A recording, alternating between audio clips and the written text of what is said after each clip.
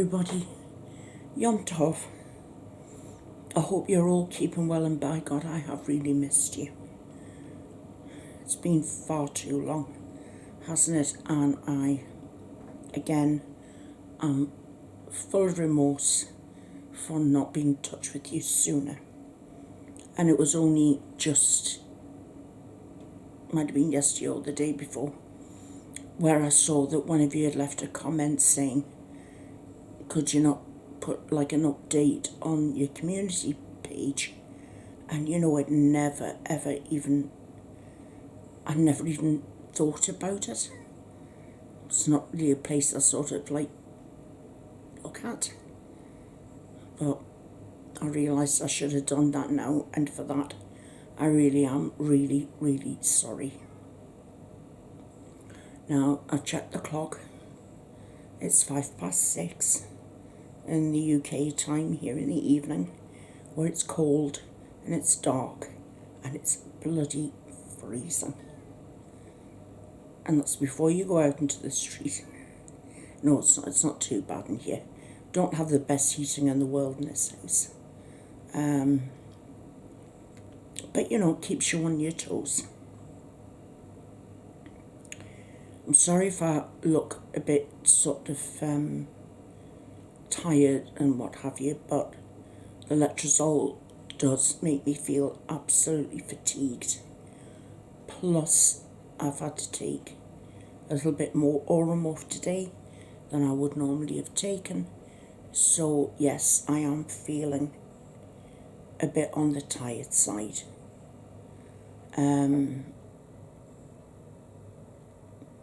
I've still got hair, but that's because I'm not on full-blown chemo. But this is where we're sort of getting on to what's been happening. So excuse me, yes, I do have my fag. It's been a fairly stressful time, and I'll explain why. So here's your update for you.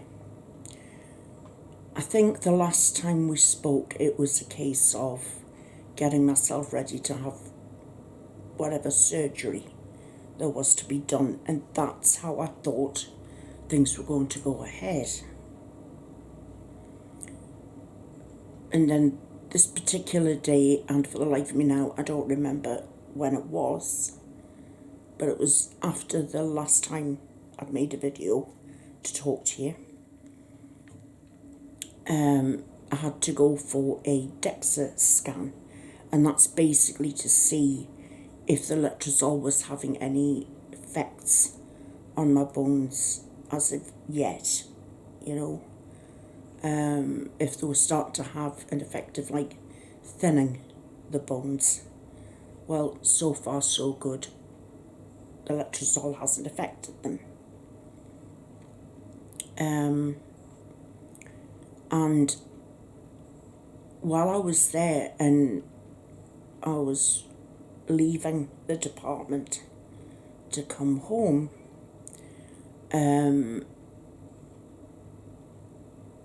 I was stopped by this doctor, all in scrubs, and he said, you know, he said, oh yes, he said,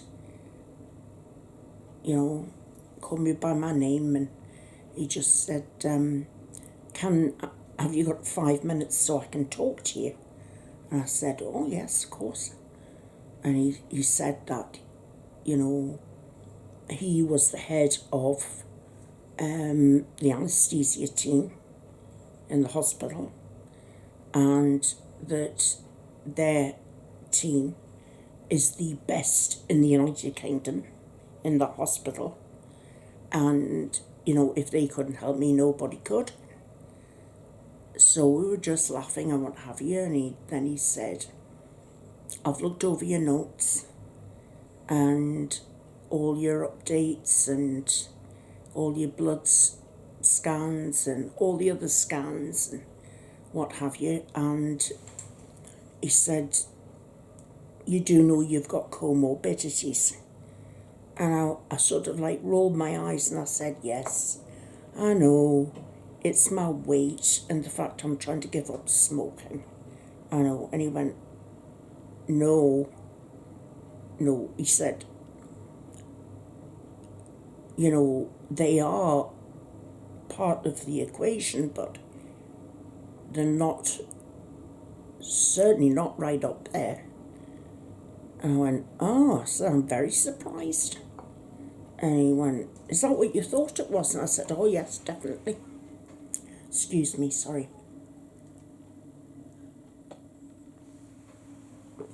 I said, oh, definitely. I thought that's what it was. It was the fact that, you know, that I was 7 sizes bigger than an elephant, and that, you know, I was still smoking, even though I've reduced the amount that I'm smoking a day now from where I was at the beginning. No, he said, it's got nothing to do with that. He said, your surgery is going to take between 5.5 to 6 hours, because they've got to remove the whole breast, but then they've got to go into what they do is called an axilla clearance, which is completely clearing out the left armpit. He said, and it's really sort of deep in their surgery, because they've got to make absolute sure that they cut out all of the cancer in your armpit, because that's where it had spread to from the breast. So I said, right, fine. I said, so what are the comorbidities? He said, it's actually mostly really 2 things. It's the pain relief that you take, plus you've got a condition called benign intracranial hypertension. You know, it's got too much fluid on the brain. I went, oh yes. He said, well, you take morphine and Oromorph. I said, yes. He said, well, that actually will conflict with what I would want to give you as part of your anesthetic. And I went, oh. And he said, to be honest with you, even if you stop taking it for a week, it still wouldn't make any difference. You've still got that condition, you know, the intracranial hypertension. I said, right. I said, so what does that mean overall? So he said, well, you know, it means that, you know, even though there are risks with all surgeries, he says, and we have to say that there are risks. Basically, he said the chances of you getting through recovery, which is the period after the operation, he said, aren't as good as the majority of other people. He said, we also have to make you aware that you could, he said, well, you could wake up normally, which is what we are looking for, but you do have a greatly increased chance of having a stroke while you're under anaesthetic, which we would see that as really debilitating. You could have a deep vein thrombosis. And of course, worst case scenario, we would have a fatality. And I said, okay. I said, so what are my chances of survival of this surgery? And he went, we're looking at probably 20%. I went, oh. He said, so it's best to let you know now. He said, and I know you'll want to speak to the oncologist. about this. He said, but what I want to do now is I want to go away. Now I've spoken to you, I want to talk to my team. And like I said to you before, if we can't help you, no one can. So you'll hear from me in about a week. So then a week went by and I spoke to my oncologist and he said, right, I need to get you in to meet my anaesthetist, who I work with all the time, Dr. Qureshi, and I will be in touch with you as soon as I manage to pin him down. So I waited 6 weeks and I rang them in the end and said, is there a problem? And apparently I'd been forgotten. So I wasn't really pleased about that. But anyway, they got me a very quick appointment set up for the following week. And,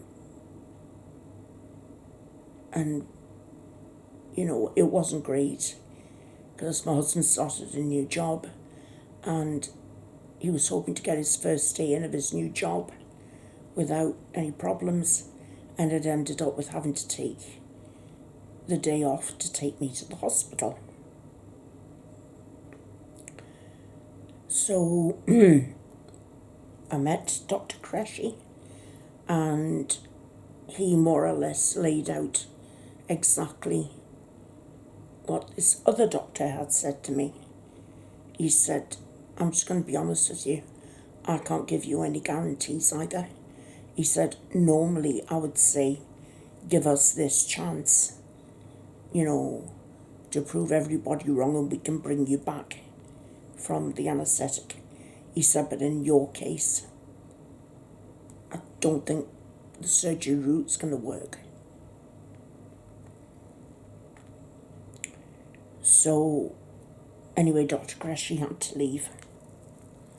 And then I spoke to Mr. Critchley, my oncologist, and I just said, okay then, if I don't have the surgery, can I stay on the letrozole? And he went, oh yes. He said, I have many patients who've stayed on letrozole for up to 10 years. He said, but it wouldn't be like that with you, because your case is different, with it being an aggressive cancer, especially with it being inflammatory breast cancer, because it spreads very, very quickly.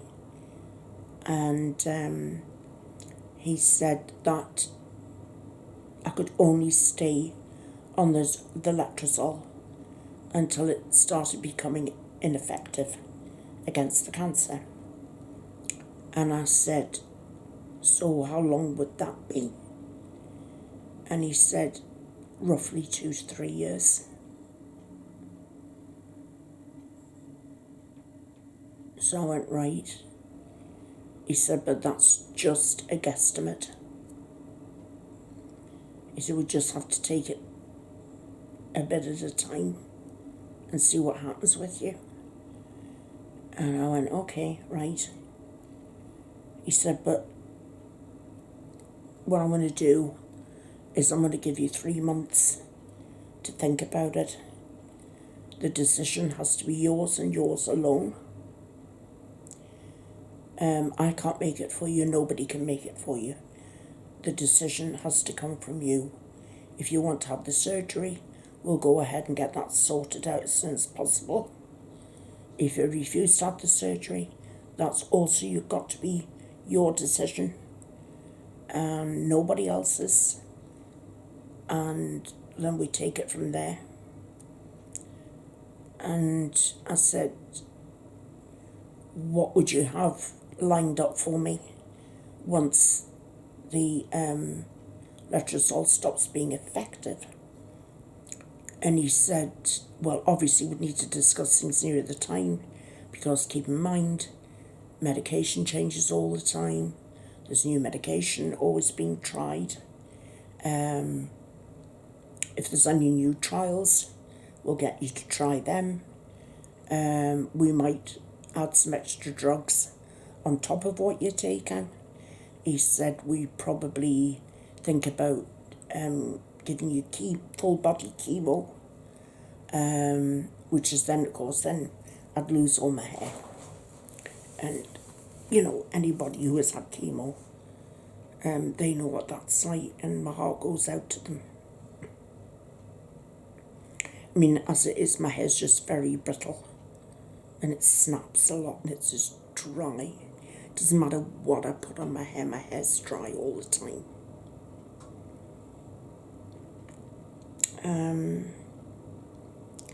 So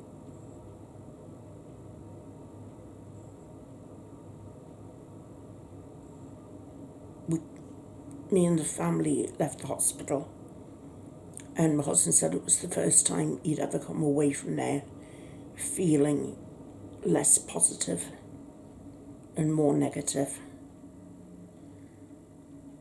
And we all agreed that we weren't going to talk about it over Hanukkah or Christmas or my birthday or the New Year.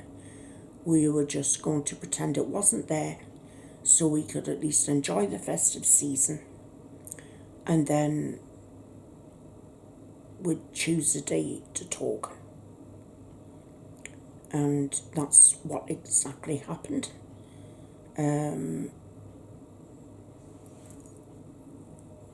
We took the decorations down on the 6th of January, and once they'd come down, I sort of said to the family, right, I would like for us to talk today, is that good for you? And they all said yes, and we all sat around the kitchen table, and we all talked. Everybody gave their opinion, and there were under no illusions that, it had to be my decision in the end. It didn't matter what they said, I had to make the final decision. And they actually told me, well, my daughter doesn't want me to leave her at all, which I get, because we're incredibly close. And she spent most of the session crying, and it was awful. It was very hard. My son's a bit more stoic and pragmatic, and he just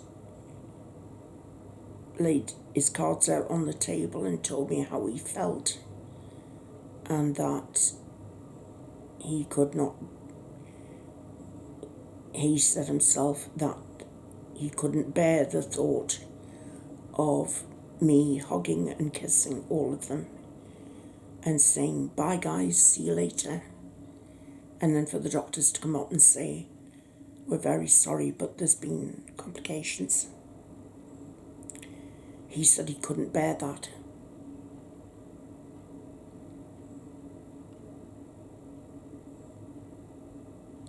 And I asked my husband how he felt, and he just said, look, love, whatever you decide to do, I am backing you 1,000,000%. I'm supporting you every step of the way. As did my sister. She said the same. So I made the decision not to have the surgery. And I'm still going to fight the cancer as best as I can. And the way I see it is this way. I would rather have, say for the sake of argument, at least 2 years of laughter every single day, even when there are days where it's rough. I want to see the funny side in everything and go out with a bang in my bed at home with my family around me. Listen to my favourite music.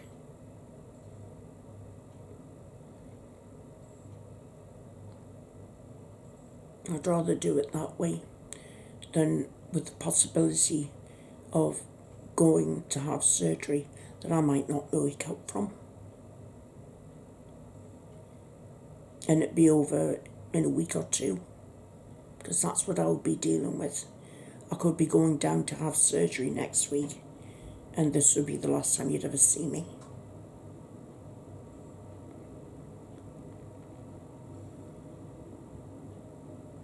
So that's how it stands at the moment, guys.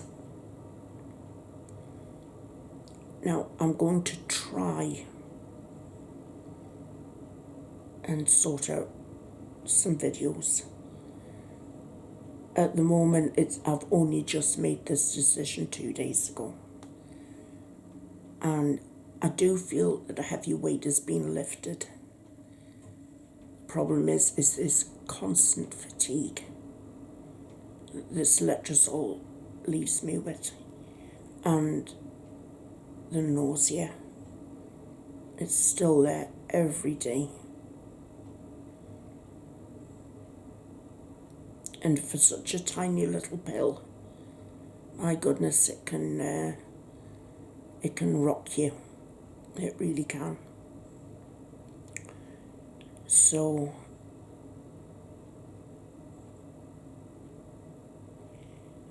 there's still a lot of arrangements I need to make about who I'd like to do what and where and when.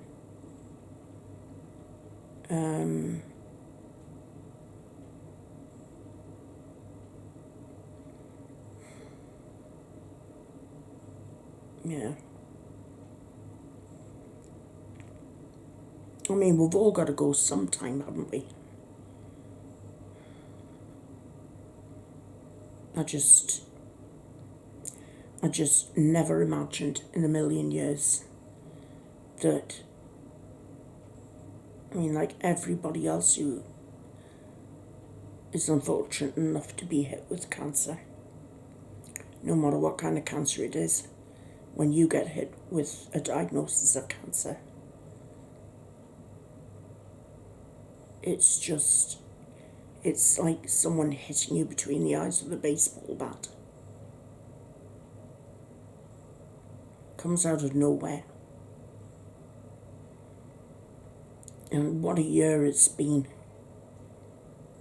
It's nearly a year since I lost my brother.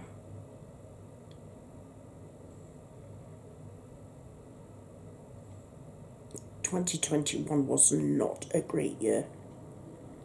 Not for me, and listen, when I think about it, not for an awful lot of other people either. So, anyway, it's been nearly half an hour, so I'm going to love you and leave you for now. I will try and get back to see you as soon as I can.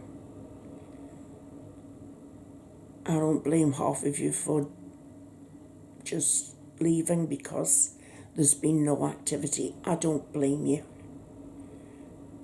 I'm ever so grateful for those who have stayed and just waited for me.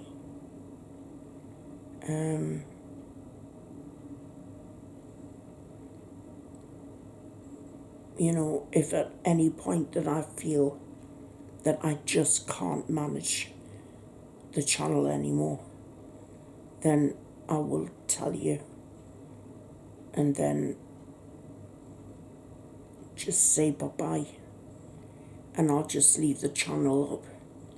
If you want to watch any of the videos, I'll just leave them here for you to watch. But I'm going to try. I want to have that chance of at least trying, you know.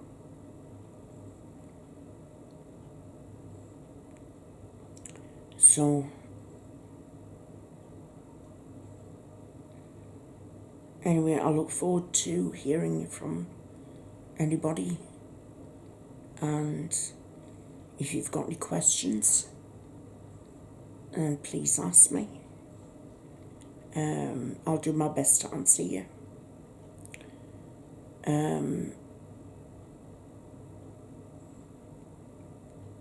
If you've got any suggestions, please tell me, and I will do my best.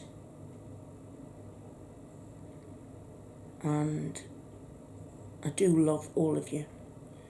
I have missed you terribly, because this has been such a huge part of my life, this channel and the Haven and all my lovely Haveners. And when the time comes, I'm really going to miss you.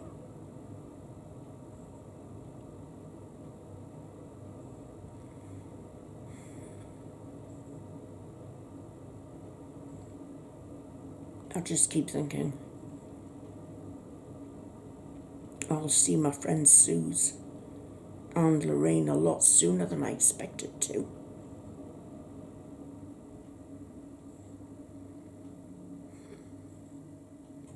Anyway, I'm not going to think about that right now. And like I said, I'm sorry, it's coming towards the end of the day for me, and I'm pretty much worn out. So, with that being said, I want to love you and leave you. Wherever you are in the world, I hope you are having a wonderful time, or it's the best time that you can have. I will see you again very, very soon. And in the meantime, please take care of yourselves. Try and laugh or smile. Be kind to yourself. I love you all. And I'll see you later. Take care, guys. Bye-bye for now. Bye-bye.